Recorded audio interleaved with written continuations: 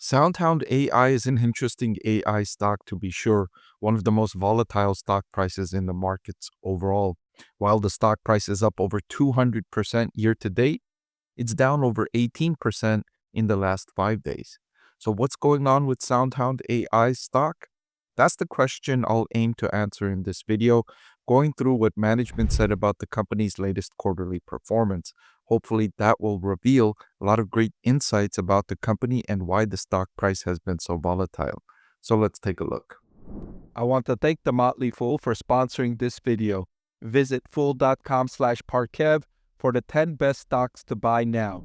SoundHound AI CEO said that they are seeing strong demand across all their businesses, with revenue increasing 89% year over year in the latest quarter and exceeding $25 million in a quarter for the first time in its history.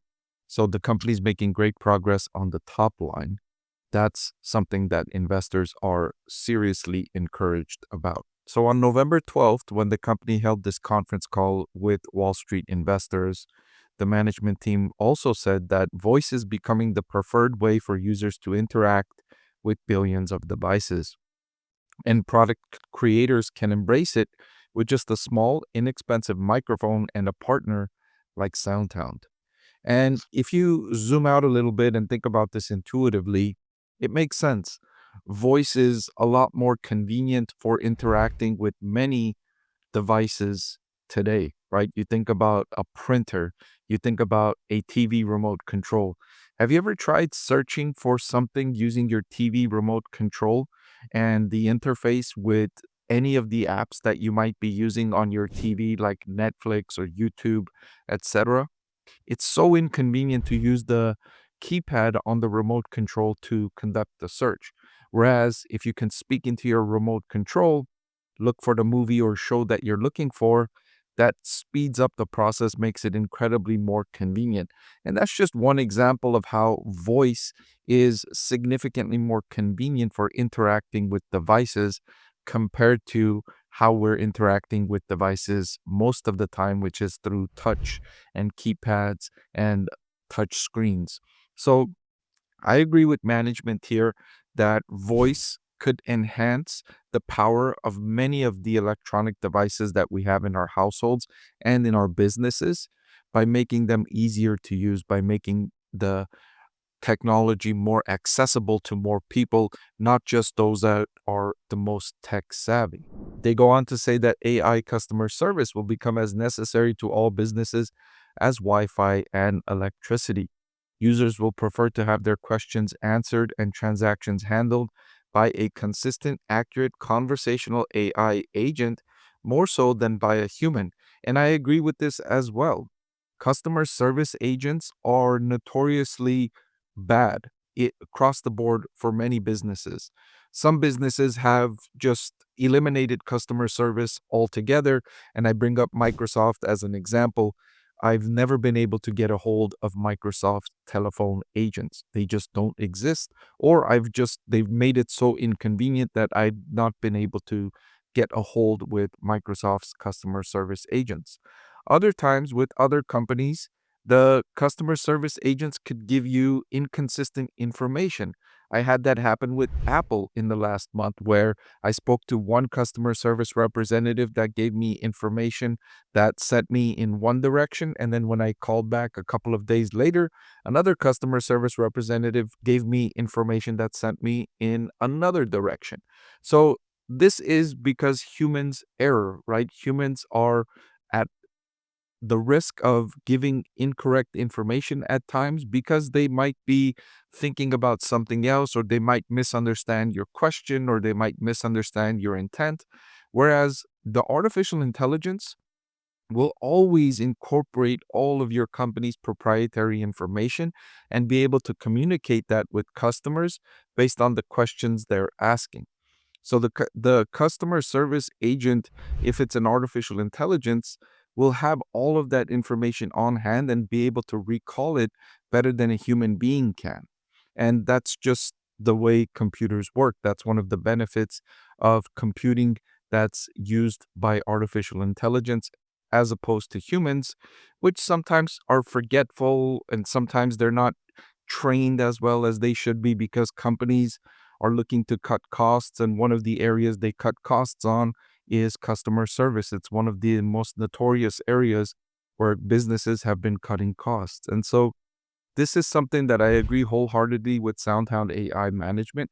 And these are tailwinds that are boosting the company's prospects right now and will continue to do so for several decades more, as there's going to be a long timeline of evolution here as businesses migrate towards this newer technology.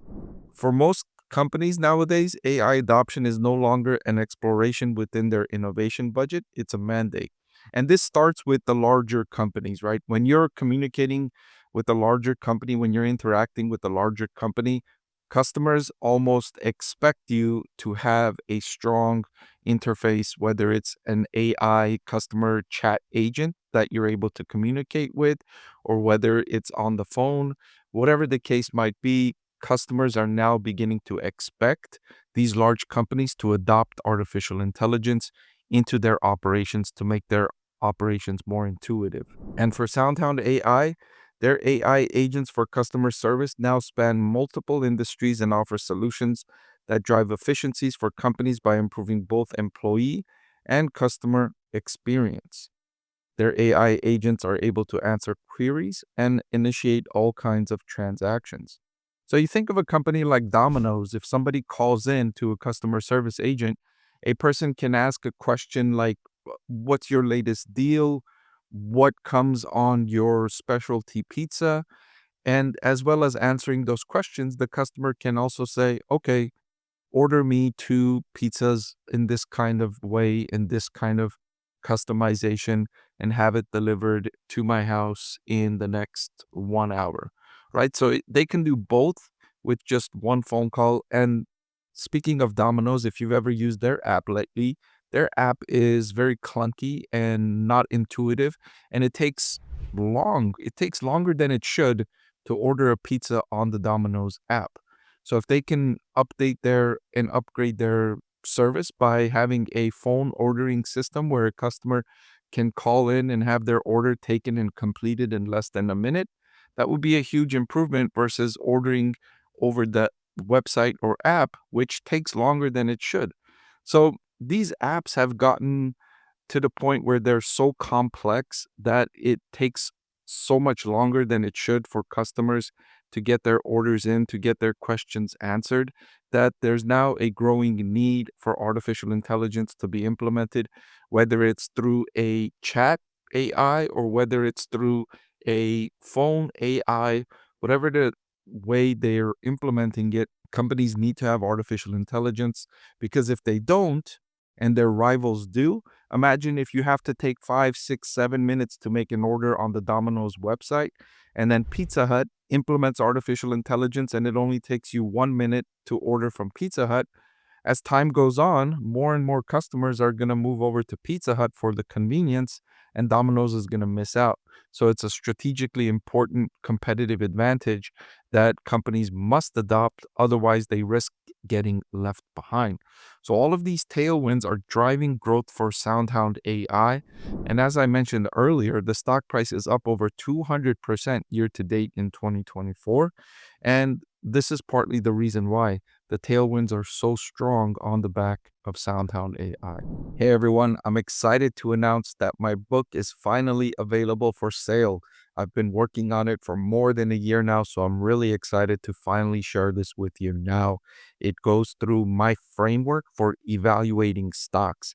Some of you often ask why I like this stock or why I like the other stock, and this framework provides you the things that I look at when I'm evaluating stocks. I've added the link in the description below.